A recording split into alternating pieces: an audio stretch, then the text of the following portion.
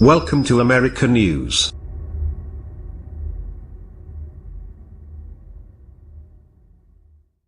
It seems like a minor footnote in the context of Donald Trump's racist, objectivist, primal scream against Puerto Ricans this morning, but the president humiliated himself further in another tweet about the Alabama Senate race that should not go unremarked in analyzing the Alabama primary race.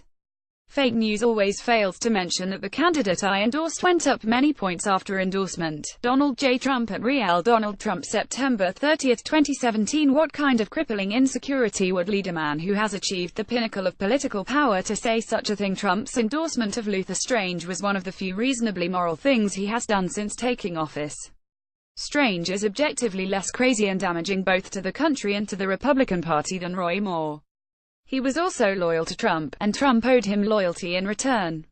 Even if Strange was headed to certain defeat, within the context of Republican politics, Trump did the right thing to endorse him. A true leader tries to push his followers in the right direction even if they don't always listen, and demonstrates that within reason he is committing to sticking by those who stick with him, his policies and his principles. But for Trump, none of those things apply.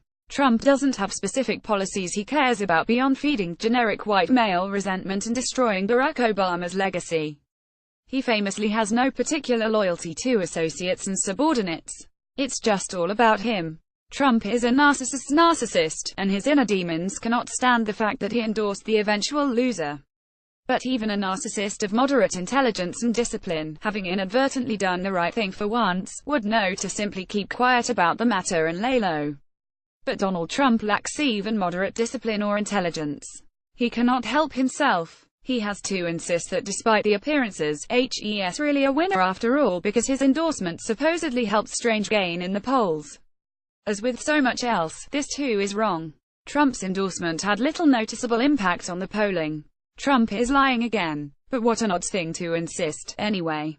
It would be more remarkable if the sitting president of the United States had absolutely no impact on his own base when injecting himself into a congressional race in a small state, going so far as to hold a rally for his favored candidate.